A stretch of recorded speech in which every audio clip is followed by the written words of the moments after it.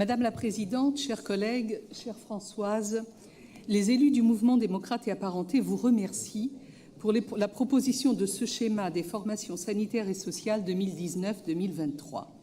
Nous vous félicitons pour la qualité du travail conduit dans la concertation et l'écoute, aboutissant aujourd'hui à la présentation de ce bel outil complet, dynamique, souple et évolutif qui veut s'inscrire dans ce qui devrait toujours préfigurer nos choix de politique publique, à savoir l'adéquation de l'offre aux besoins dans une prospective respectueuse des spécificités des territoires.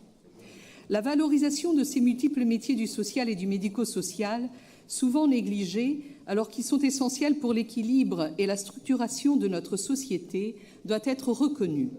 Vous le faites en les inscrivant dans l'universitarisation. Vous vous souciez à juste titre de la qualité de vie des apprenants, tenant compte de leurs déplacements, de leur logement et des aides régionales possibles pour les plus précaires, intégrant les formations tout au long de la vie, ainsi que la validation des acquis de l'expérience. Un autre point remarquable est la recherche de formation pour une organisation pluridisciplinaire de ces métiers, de l'aide à la personne, en adéquation avec les enjeux de santé publique. Nous nous permettrons quelques remarques cependant. Premièrement, vous évoquez, dans le périmètre du schéma, la santé environnementale avec ses thématiques bien identifiées pour la Nouvelle-Aquitaine, les pesticides, les allergènes, la qualité de l'eau, le dérèglement climatique, les maladies vectorielles, sans établir de lien avec les métiers impliqués, ni dans les axes stratégiques, ni dans les préconisations, et c'est regrettable. Dans ces préconisations, deuxièmement, vous entendez d'abord stabiliser la formation de diététiciens. Pourtant, le drame de l'obésité infantile s'installe dans notre pays et il faudra introduire ce métier d'éducation à la santé pour la prévention dans les établissements scolaires.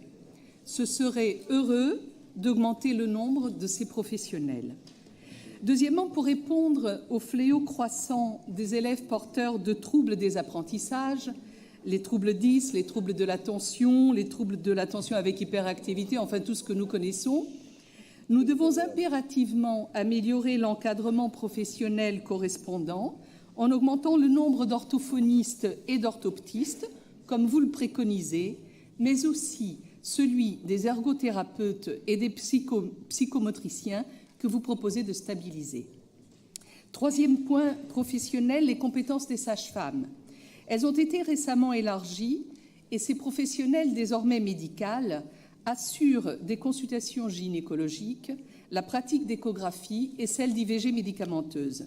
Elles suppléent grandement le déficit de gynécologues. Il est impératif donc d'augmenter le nombre de diplômés et pas uniquement le stabiliser, mais surtout d'améliorer la qualité de cette formation. Pour finir avec les professionnels, les éducatrices de jeunes enfants ont un rôle fondamental dans la parentalité et leur nombre doit être augmenté partout et pas uniquement dans le Lot-et-Garonne. Il va sans dire, Madame la Présidente, chère Françoise, que les élus du groupe MODEM voteront favorablement ce schéma. Je vous remercie.